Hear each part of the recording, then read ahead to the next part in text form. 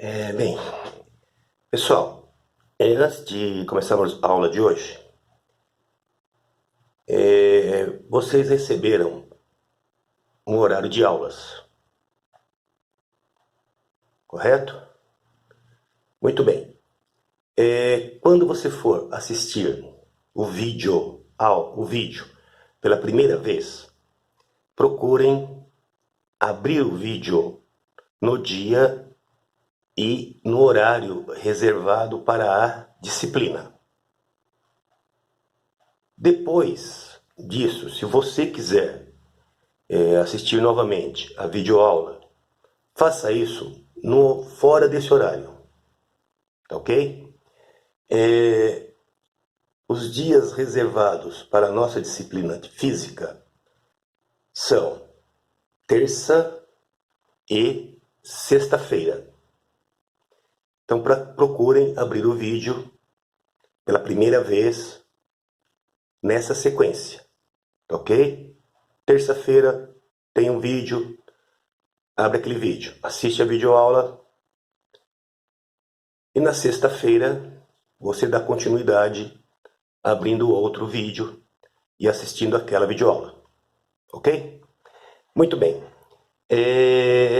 Nós deveríamos dar continuidade à correção dos exercícios, parte 3. Porém, eu vou fazer um parênteses aqui para falar sobre calor latente. Calor latente. Calor latente, vamos simbolizar pela letra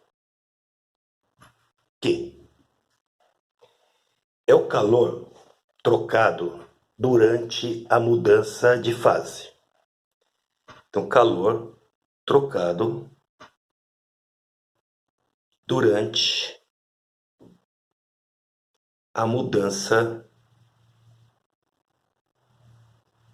de fase da substância. Vamos entender melhor isso daí por meio de um exemplo. Vamos considerar a água na sua fase sólida. Isto é, vamos considerar um bloquinho de gelo. Tá ok? Então, é a água na sua fase sólida. Vamos admitir que esse bloquinho de gelo ganhe calor por meio de qualquer dispositivo externo.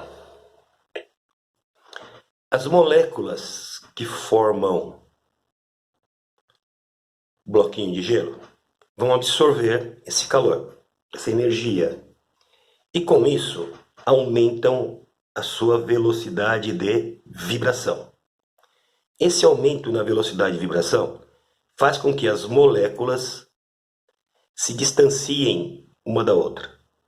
Com isso, com as moléculas ficando mais distantes uma da outra, ocorre uma mudança de fase. No caso aqui da fase sólida para a fase líquida. Ok?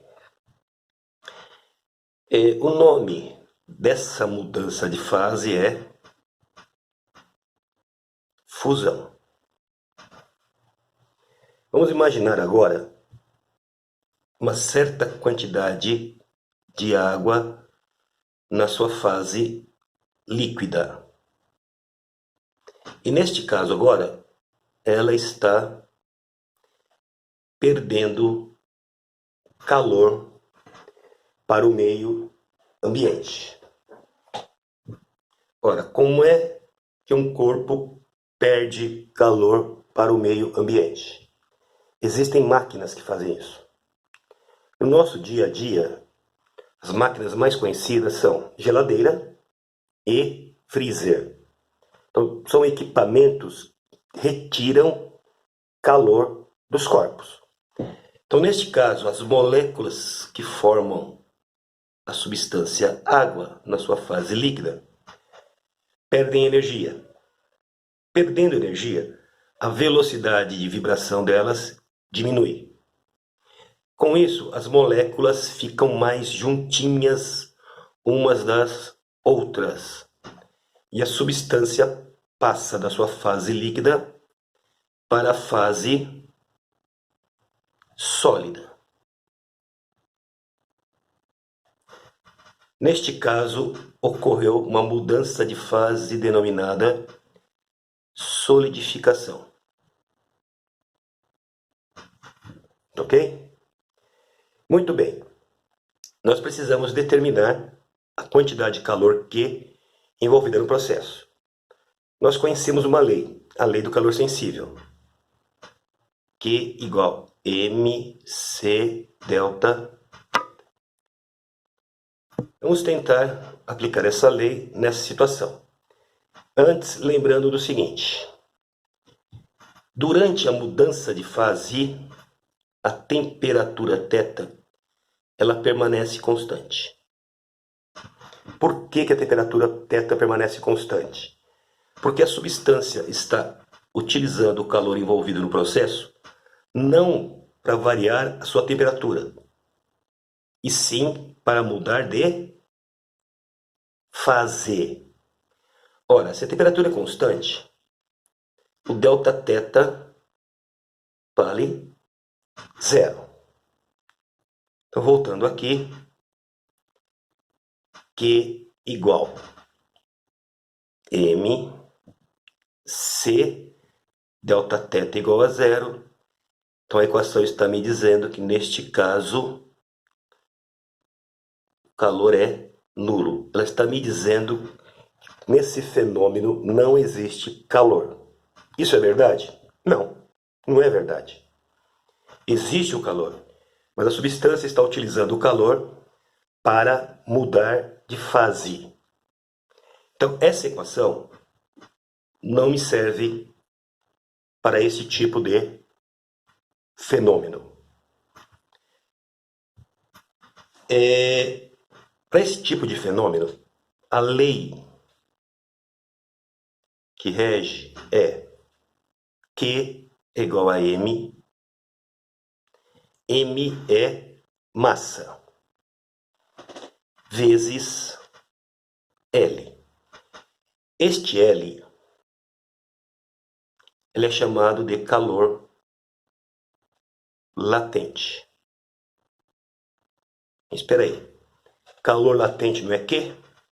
Sim, calor latente é Q. Mas está dizendo agora que o calor latente é L também. Então é preciso prestar atenção. L é o calor latente relacionado com uma propriedade da substância. Ok? Por exemplo, vamos pegar para a água. Um dos calores latentes que nós temos para a água é 80, que eu vou escrever agora, é a unidade da grandeza calor latente L. Caloria por grama.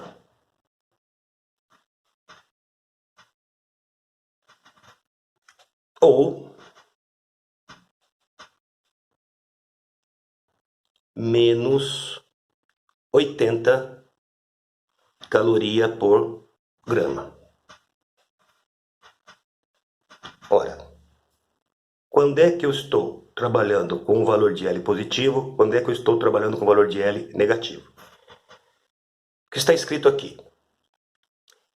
Se o valor do L for positivo, ele está me dizendo o seguinte. Para fundir, derreter 1 grama de água, a substância água precisa receber 80 calorias. Aqui, para solidificar 1 grama de água, essa substância precisa perder 80 calorias. Ok? Vamos falar agora sobre diagrama de fase. Aqui embaixo, diagrama de fase. O que é um diagrama de fase? É um gráfico onde no eixo vertical nós temos os valores de θ, isto é, temperatura. No eixo horizontal nós temos os valores de Q, isto é, o calor ou a quantidade de calor envolvida no processo. Vamos admitir que inicialmente eu tenho uma substância na sua fase sólida, aqui. E ela está recebendo calor. Por que ela está recebendo calor? Porque os valores de Q estão aumentando. Então, nesse intervalo, o que está acontecendo apenas? A substância está absorvendo calor, então ela está na sua fase sólida. Então ela está absorvendo calor, e esse calor está sendo utilizado para aumentar a temperatura. Olha os valores de θ. Estão aumentando. Mas quando chega aqui, a substância continua absorvendo calor. No entanto, a temperatura nesse patamar fica constante. Ora, quando a temperatura fica constante, mesmo com o corpo recebendo ou ganhando calor, recebendo ou perdendo calor, isso significa que está mudando de fase. Então, uma substância inicialmente absorve calor, vai aumentando a sua temperatura, até que chega um certo instante que ela começa a utilizar esse calor para mudar de fase. Então, patamar significa mudança de fase. Então, neste caso, ela estava inicialmente na fase sólida, mudou de fase para uma fase líquida. Tá ok? E novamente aqui na fase líquida, ela está absorvendo o calor e neste caso ela está utilizando o calor para elevar a sua temperatura. É como se fosse uma certa quantidade de água na chama da boca de um fogão.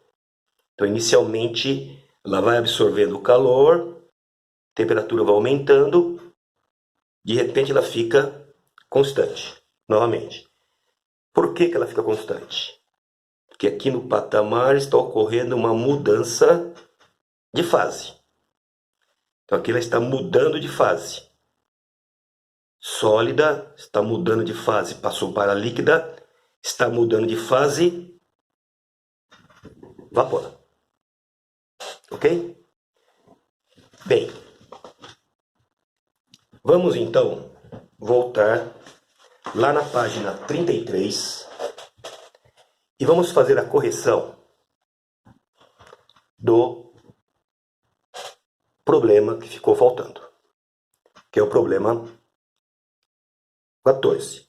Mas como eu tinha dito lá na aula anterior, essas duas situações, 13 e 14, são situações que nós estamos aproveitando para entender melhor fenômenos que envolvam mudança de fase. Muito bem. Ele está dizendo o seguinte: uma das substâncias mais importantes para os seres vivos, a água, está oferecendo preocupação, pois está ameaçada de diminuição na natureza. Pessoal, aí temos uma controvérsia aí. A quantidade de água na natureza não se altera. O grau de pureza dela, isso sim. Ok? Mas tudo bem. Onde pode ser encontrada nos estados sólido, líquido e vapor. Então vamos lá. Para que ocorra a mudança de estado físico da água, há pressão constante? O que ele quer dizer com a pressão constante? Então imagina que esta água esteja ao nível do mar. Então, lá ao nível do mar, nós temos uma pressão. Se essa água, pressão atmosférica, se esta água estiver em Mogi das Cruzes, por exemplo, que está numa altitude maior, a pressão atmosférica vai ser diferente. Lá ao nível do mar, eu tenho uma pressão atmosférica maior do que aqui em Mogi das Cruzes, ok? À medida que nós vamos subindo na altitude, a pressão atmosférica vai diminuindo. Então vamos lá, novamente. Para que ocorra a mudança de estado físico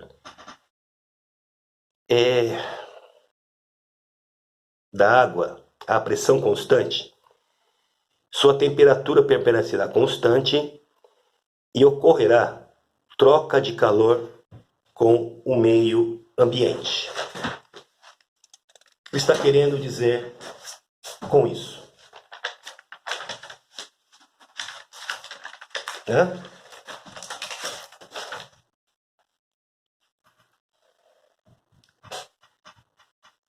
Para mudar de fase, a pressão constante, sua temperatura permanecerá constante. Até aqui está correto? Sim, até aqui está correto. E ocorrerá troca de calor com o meio ambiente. Se não existir uma troca de calor, não tem como essa quantidade de água mudar de fase. Ela precisa, neste caso aqui, ganhar ou perder calor. Então o que ele propõe aqui está correto. É verdadeiro. Muito bem. A próxima. Para que ocorra evaporação da água,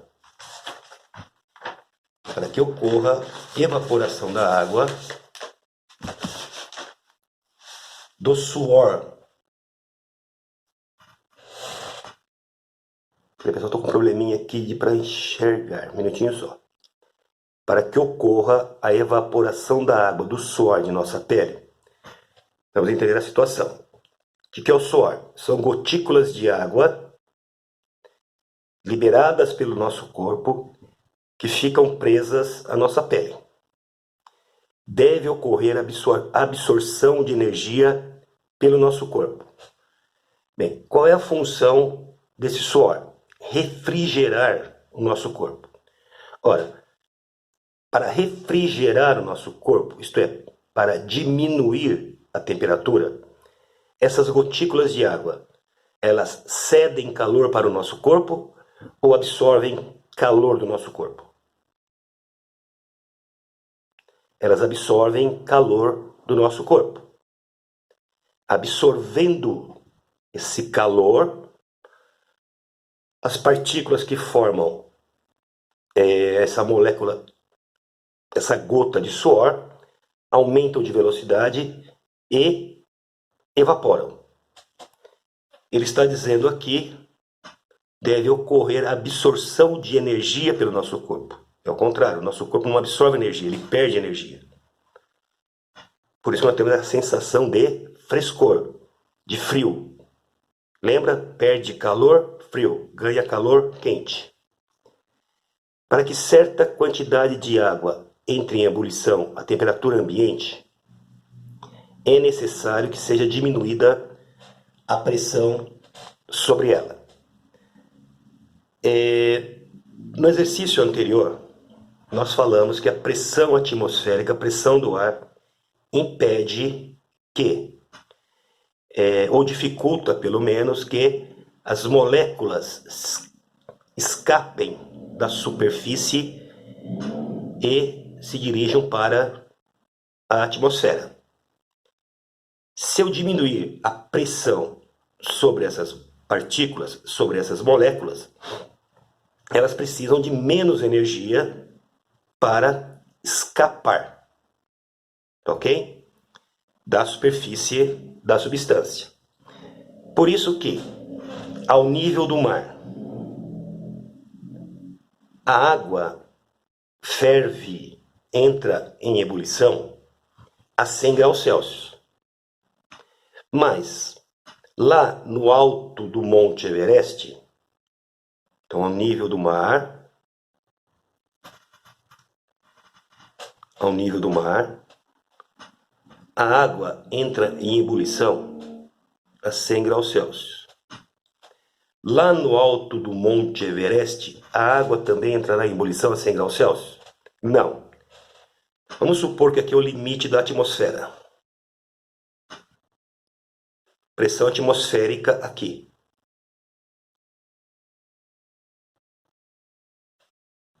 E pressão atmosférica aqui. Onde é maior a pressão atmosférica? Ao nível do mar ou lá no alto do Monte Everest? A pressão atmosférica é maior, é óbvio, ao nível do mar, porque existe mais ar sobre os corpos que aqui estão. Então, com esta pressão, para as moléculas se soltarem e irem para a atmosfera, é necessário que se atinja uma temperatura de 100 graus Celsius para a água. Lá em cima, a pressão é menor. Então, a força provocada pela pressão atmosférica sobre as moléculas que estão na superfície da água, nessa situação, é menor.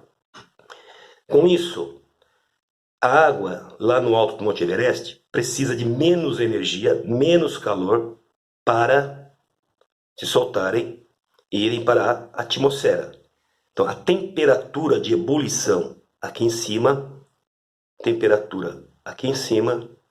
vai ser menor do que a temperatura aqui embaixo. Então, o que ele está dizendo aqui é verdadeiro. Muito bem, pessoal.